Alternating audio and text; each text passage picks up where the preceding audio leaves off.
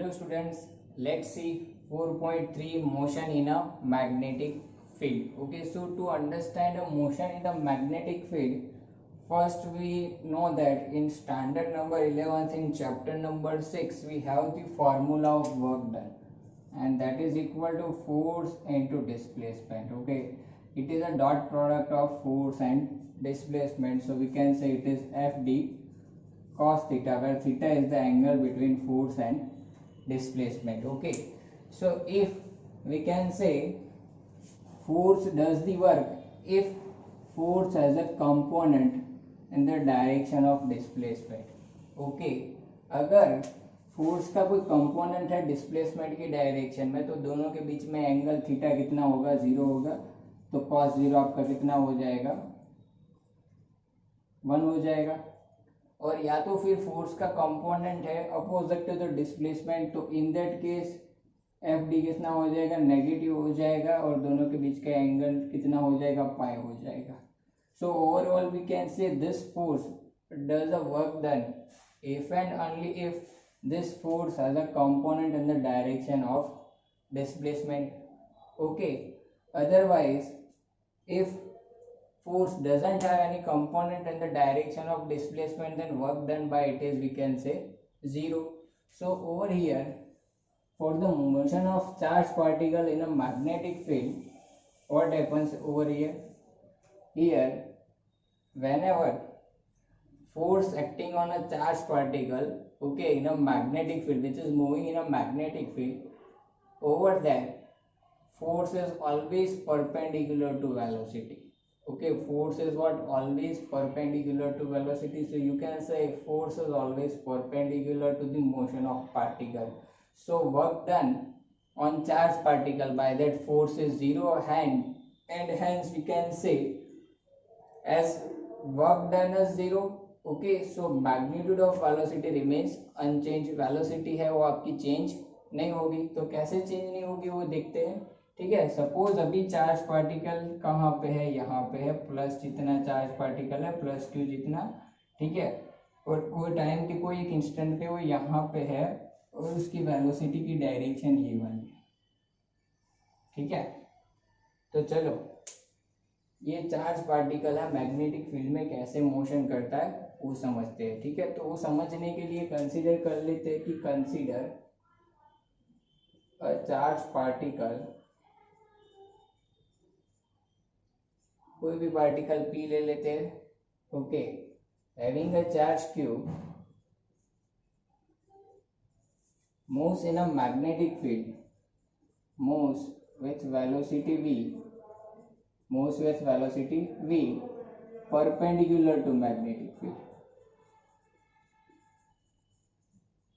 So over here we are taking it as a case number 1, that over here you can see that direction of velocity is along, we can say if it is x axis, and magnetic field आप देख सकते हो कहाँ पे है, cross symbols दिखाया। तो cross symbol क्या इंडिकेट करता है, that magnetic field is going inside in this plane. Okay, magnetic field is going into the plane. तो यहाँ पे आप देख सकते हो कि चार्ज पार्टिकल है, ठीक है, जिसके ऊपर q जितना चार्ज है और वेलोसिटी जिसकी v है, वो मैग्नेटिक फील्ड में कैसे मूव कर रहा है, परपेंडिकुलर टू फील्ड मूव कर रहा है, तो उसके ऊपर फोर्स कैसे लगेगा। ठीक है, तो उसके ऊपर फोर्स कैलकुलेट, डायरेक्शन फोर्स की देखने के लिए एकदम इजी मेथड है फ्लेमिंग्स लेफ्ट हैंड रूल।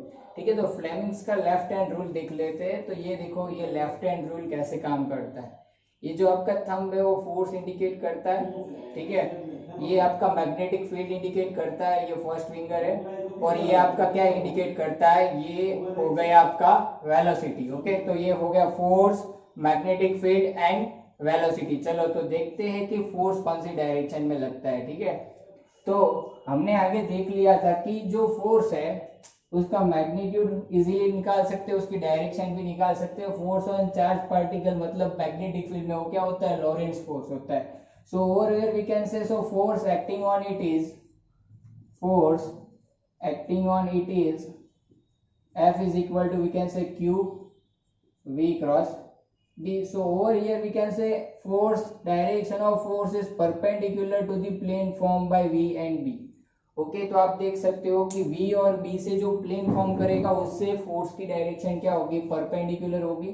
ठीक है, तो फ्लेमिंग्स का लेफ्ट हैंड रूल यूज करते हैं, ये है फोर्स, ये मैग्नेटिक फील्ड और ये है वेलोसिटी। ठीक है, तो आप देख सकते हो कि अभी ये हो गया वेलोसिटी की डायरेक्शन। ओके, ये हो गया मैग्नेटिक फील्ड की डायरेक्शन जो अंदर की तरफ जा रहा है, ये वेलोसिटी की डायरेक्शन है। तो फोर्स जो लगेगा वो कौन सी डायरेक्शन में लगेगा, अपवर्ड डायरेक्शन में लगेगा। तो जब पार्टिकल यहाँ पे है तो उसके ऊपर अपवर्ड डायरेक्शन में फोर्स लगेगा, तो उसकी वजह से ये पार्टिकल है वो कैसे मूव करेगा, ये पाथ पे मूव करेगा। अब जैसे ही पार्टिकल यहाँ पे पहुंचता है, ठीक है, ये पॉजिटिवली चार्ज पार्टिकल यहाँ पे पहुंच गया, मतलब इसकी वेलोसिटी की डायरेक्शन कौन सी हो गई, ये ओके, क्योंकि टेंजेंट अगर आप ड्रॉ करोगे वो पॉइंट पे, तो टेंजेंट क्या इंडिकेट करता है, ये डायरेक्शन ऑफ वेलोसिटी इंडिकेट करता है। तो अब देखो उसकी वेलोसिटी की डायरेक्शन ये हो गई, क्योंकि उसके ऊपर फोर्स ऐसे लगा था तो ये ऐसे मूव करेगा ये पाथ पे। तो जैसे ही ये यहाँ पे आया तो उसके ऊपर अगर वेलोसिटी की डायरेक्शन देखे तो ये हो गया वेलोसिटी की डायरेक्शन। ठीक है, तो आप 11th में चैप्टर नंबर 4 में यूनिफॉर्म सर्कुलर मोशन में भी ये पढ़ चुके हो। ठीक है, सर्कुलर मोशन के लिए। तो जैसे ही अब वेलोसिटी की डायरेक्शन ये हो गई, अब देखो Fleming's left hand rule once again use करते हैं। ठीक है, ये बी था अंदर की तरफ था, ये वी है, वी अपवर्ड है। अभी देखो ये आपका मैग्नेटिक फील्ड, ये हो गया वी अपवर्ड डायरेक्शन में, तो फोर्स लगेगा वो कौन सी तरफ लगेगा, थंब की डायरेक्शन में फोर्स लगेगा, मतलब इस तरफ फोर्स लगेगा। मतलब ये पार्टिकल के ऊपर ये डायरेक्शन में फोर्स लगेगा, तो पार्टिकल है वापस ऐसे मूव होगा। ठीक है, अब जैसे ही ये चार्ज पार्टिकल यहाँ पे पहुंचा, ठीक है, यहाँ पे था तो फोर्स कहाँ पे लग रहा था, अपवर्ड लग रहा था। जब यहाँ पे आया तो फोर्स कैसे लग रहा था, ऐसे लग रहा था। ठीक है, आप देख सकते हो। और जब यहाँ पे आया तब देखते हैं, तो ये जब यहाँ पे पहुंचा है तो वेलोसिटी की डायरेक्शन अलोंग टेंजेंट, ये उसकी वेलोसिटी हो गई। ठीक है, अब once again Fleming's left hand rule use कर लेते हैं। ये बी है, ये वी है और ये एफ है। ठीक है, ये बी है आपका, ये थंब जो है वो एफ है, ये बी है और ये वी है। तो बी अंदर की डायरेक्शन में है, वी कहाँ पे है, देखो ये हो गया वी। ठीक है, वी देखो इस तरफ आ रहा है। ठीक है, तो फोर्स की डायरेक्शन कौन सी होगी, डाउनवर्ड डायरेक्शन में फोर्स लगेगा। तो जब पार्टिकल यहाँ पे है तो उसके ऊपर फोर्स कहाँ पे लग रहा है, डाउनवर्ड डायरेक्शन में लग रहा है। ठीक है, तो डाउनवर्ड डायरेक्शन में फोर्स लग रहा है तो पार्टिकल मूव होके कहाँ पे पहुंच जाएगा, यहाँ पे पहुंच जाएगा। ठीक है, देखो आप उसके पास कुछ मोमेंटम होगा, तो मोमेंटम की वजह से वो डायरेक्टली यहाँ से ऐसे नहीं होगा, वो सर्कुलर पाथ पे मूव करके वो डायरेक्शन पे पहुंचेगा। सेम जब अब पार्टिकल यहाँ पे पहुंच गया है, ठीक है, तब देखते हैं तो वेलोसिटी की डायरेक्शन अलोंग टेंजेंट हो गई, ये हो गया वेलोसिटी वी। ठीक है, मैग्नेटिक फील्ड अंदर की तरफ है तो Fleming's left hand rule use कर लेते हैं। ठीक है, ये बी अंदर की तरफ है, ये वी डाउनवर्ड डायरेक्शन में है, तो फोर्स की डायरेक्शन देखो कहाँ पे है, ये वाली डायरेक्शन में अलोंग एक्स एक्सिस। तो अब इसके ऊपर फोर्स जो लग रहा होगा वो ये डायरेक्शन में लग रहा होगा।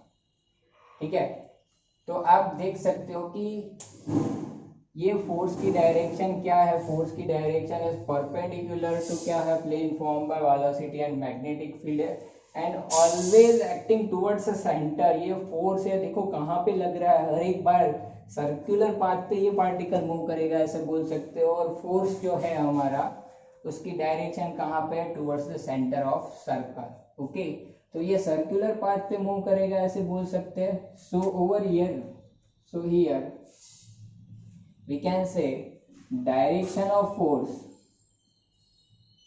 is always perpendicular to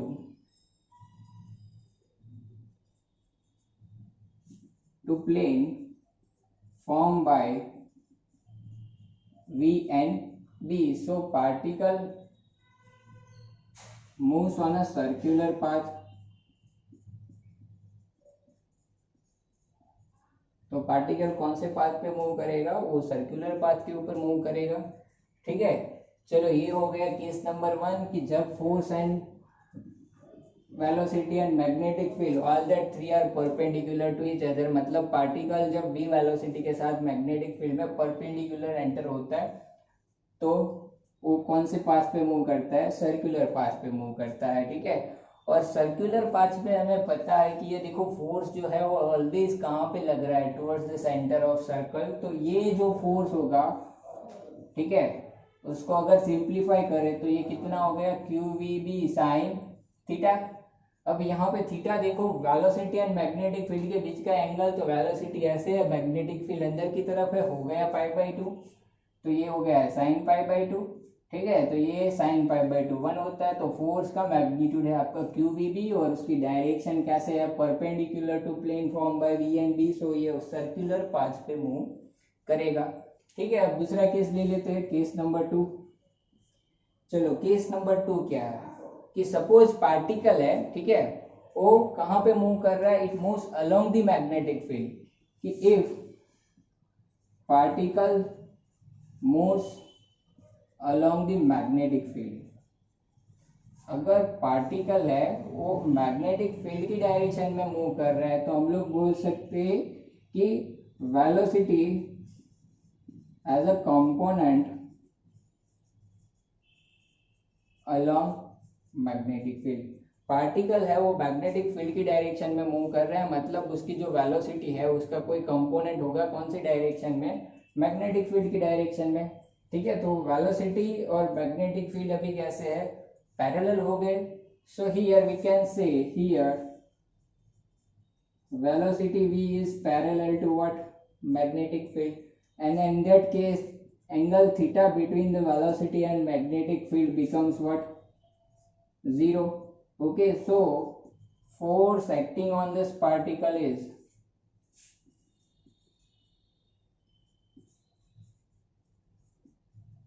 F is equal to कितना होगा, q v b sine 0, sine 0 कितना हो गया, 0। तो इसके ऊपर फोर्स कितना लगेगा, 0 फोर्स लगेगा। पार्टिकल के ऊपर फोर्स ही नहीं लग रहा है, ठीक है। तो according to first law of motion क्या होता है, अगर पार्टिकल के ऊपर जब तक कोई एक्सटर्नल फोर्स नहीं लगता है, ठीक है, तब तक वो क्या v वेलोसिटी के साथ मूव कर रहा था, तो v वेलोसिटी के साथ मूव करता ही रहेगा। तो यहाँ पे ऐसे बोल सकते हैं, ठीक है, कि ये पार्टिकल है वो अलोंग मैग्नेटिक फील्ड मूव हो रहा है, मैग्नेटिक फील्ड अंदर की तरफ है। तो अगर कोई पार्टिकल ऐसे मूव कर रहा है तो उसके ऊपर फोर्स है, कितना लगेगा, 0। कोई फोर्स नहीं लग रहा है तो वो ऐसे v वेलोसिटी के साथ मूव होता ही रहेगा, ठीक है। पहले केस में देखा पार्टिकल ऐसे मूव हो रहा था, ठीक है, मैग्नेटिक फील्ड ऐसे था, तो इन दैट केस वो सर्कुलर मोशन करता है। सेकेंड केस क्या है कि पार्टिकल ऐसे मूव कर रहा है और मैग्नेटिक फील्ड भी ऐसे है, तो इन दैट केस क्या होता है, पार्टिकल है उसके ऊपर 0 फोर्स लगेगा, तो अब वो कौन से पाथ पे मूव करेगा, ऐसे ही मूव होता रहेगा, ठीक है। फोर्स तो 0 लगा तो v वेलोसिटी के साथ जा रहा था, तो फोर्स इसके ऊपर नहीं लग रहा है तो v वेलोसिटी के साथ एज इट इज मूव करता रहेगा। तो we can say over here, so here particle moves on a linear path, particle moves on its initial linear path, मतलब इनिशियली वो लीनियर पाथ पे ऐसे मूव कर रहा था तो ऐसे मूव करता ही रहेगा, ठीक है। तो अभी ये दोनों केस हो गए, ठीक है। पहले केस में पार्टिकल क्या था, वेलोसिटी ऐसे था, दूसरे केस में पार्टिकल की वेलोसिटी ऐसी थी, ठीक है। अभी देखो तीसरा केस ले लेते हैं। सपोज जो पार्टिकल है, ठीक है, वो ऐसे इंक्लाइनली जा रहा है।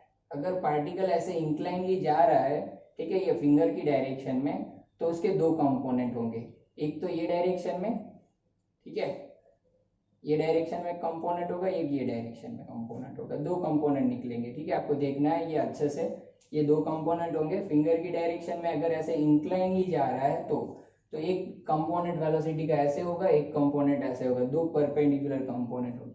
अभी ये जो कंपोनेंट है वो कौन सा हो गया, ये हो गया पैरेलल टू मैग्नेटिक फील्ड, और ये कौन सा हो गया, परपेंडिकुलर टू मैग्नेटिक फील्ड हो गया, ठीक है। तो जो कंपोनेंट पैरेलल था उसकी वजह से मोशन कैसा था, लीनियर था, और जो कंपोनेंट परपेंडिकुलर था उसकी वजह से मोशन कैसा था, सर्कुलर मोशन था। तो अभी तो देखो ऐसे इंक्लाइनली आ रहा है, मतलब दोनों कंपोनेंट है, ठीक है। तो ये वाले कंपोनेंट की वजह से मोशन कैसा होता है, सर्कुलर होता है, ये वाले कंपोनेंट की वजह से मोशन कैसा होता है, लीनियर होता है। तो ओवरऑल पार्टिकल का मोशन कैसा होगा, देखो कंबाइंड मोशन होगा। अभी देखो ये सर्कुलर प्लस ये लीनियर, तो ये ऐसे अंदर की तरफ मूव करता हुआ जाएगा। देखो कैसे, ये सर्कुलर पाथ, जो सर्कुलर पाथ था वो किसकी वजह से बन रहा था, परपेंडिकुलर वेलोसिटी की वजह से, और लीनियर किसकी वजह से बनेगा, पैरेलल कंपोनेंट ऑफ वेलोसिटी की वजह से। तो ओवरऑल पार्टिकल सपोज यहाँ पे है तो वो सर्कुलर पाथ पे ऐसे मूव करेगा लीनियर डायरेक्शन में। तो ये मोशन कैसा होता है, ये हो गया हेलिकल मोशन। ठीक है, so we can say case number 3 ले लेते हैं। इफ वेलोसिटी और you can say if particle enters in a magnetic field inclinely, okay, ऐसे ही जा रहा है तो उसके दोनों कंपोनेंट होंगे वेलोसिटी के, ऐसे एंटर हो रहे हैं, देखो ऐसे, तो उसका एक ये कंपोनेंट होगा, एक ये कंपोनेंट होगा, ऐसे एंटर हो रहा है तो ठीक है। तो ये दोनों ही कंपोनेंट आप ऐसे भी दिखा सकते हो कि ऐसे एंटर हो रहा है तो उसके दो कंपोनेंट होंगे परपेंडिकुलर, ये फर्स्ट ऐसे गया तो ये कंपोनेंट होगा ये डायरेक्शन में, एक ये डायरेक्शन में। ठीक है, तो if we can say if velocity v makes an angle theta with field b, okay, then velocity of particle has two components. First one is what, parallel component, yes और no, ये v parallel को ऐसे indicate कर देते हैं। ठीक है, which is v parallel which is parallel to magnetic field which is along the magnetic field. और सेकंड कंपोनेंट कौन सा होगा, v परपेंडिकुलर। तो परपेंडिकुलर कंपोनेंट कैसे है, we can say which is normal to, which is normal to magnetic field B. वो magnetic field B से क्या होगा, नॉर्मल होगा। ठीक है, तो इन दैट केस जो मोशन होगा वो क्या होगा, हेलिकल मोशन होगा। सो here we can say, so motion of particle, we can say, so motion of particle will be helical. So particle moves on a helical path. तो यहाँ पे एक फिगर बी है, आप देखो यहाँ पे वेलोसिटी ऐसे इंक्लाइनली है, ये magnetic field towards x axis है।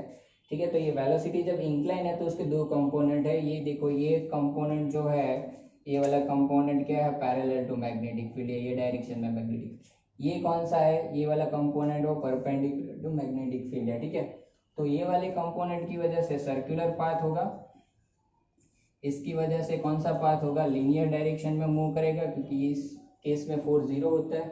तो ओवरऑल जब दोनों कंपोनेंट प्रेजेंट है तो पार्टिकल का पाथ कैसे होता है, हेलिकल होता है। ठीक है, so we can say particle moves on a helical path. Okay, I hope now from this three case result is clear that when particle moves in a magnetic field inclinely, then it has a two components of velocity. First one is particle, one component of velocity is perpendicular to magnetic field, so it performs circular motion, and the second component of particle is parallel to magnetic field, so it performs moves on a linear path. Okay, so due to all the two component combinedly it moves on a helical path. Okay, so over here we can say this particle when moves on a circular path, this force F, which is magnetic force, we can know that F q v cross b, और उसका जो magnitude आया था वो कितना था, q v b था। So this force provides a centripetal force for a circular path। आप देख सकते हो सर्कुलर पाथ मूव हो रहा है टुवर्ड सेंटर है ये फोर्स, तो ये फोर्स कौन सा होता है, सेंट्रीपेटल फोर्स होता है। So if we can say particle moving with velocity v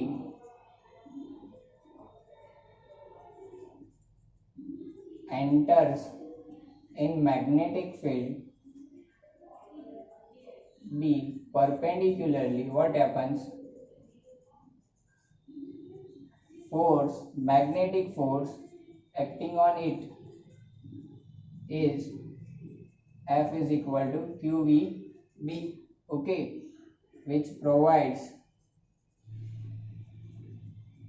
necessary centripetal force. We can say it provides necessary centripetal force for circular motion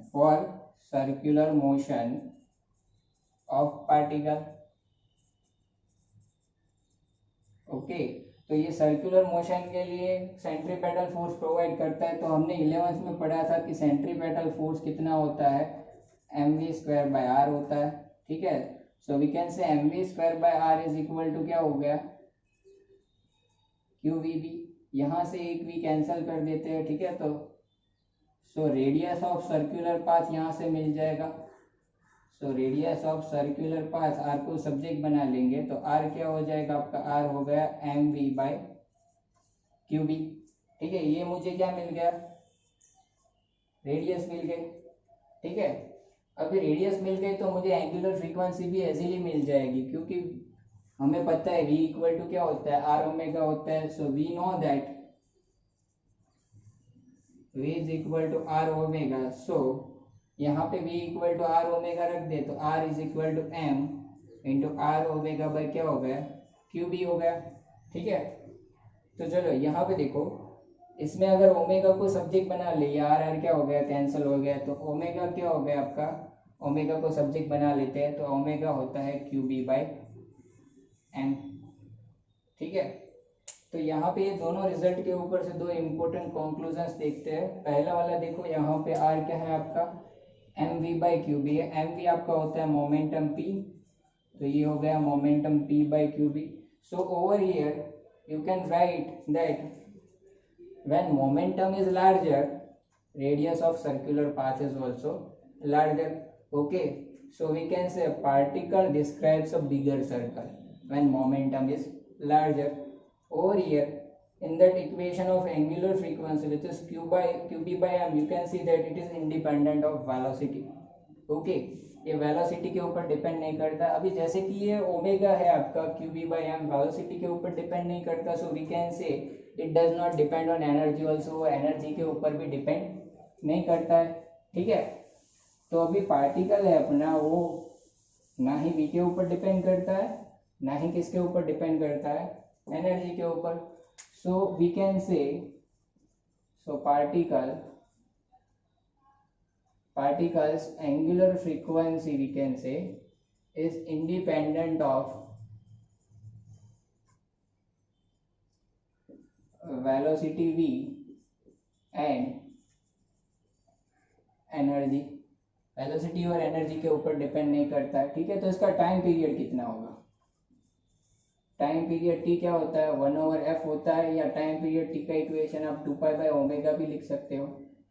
तो therefore we can say t is equal to कितना हो गया, 2π divide by क्या करना है, omega. Omega कितना है, qb/m, तो qb डिवाइड बाय m। तो टाइम पीरियड t देखो कितना है, 2πm/qb। We can say time period does not depends on over here velocity and energy.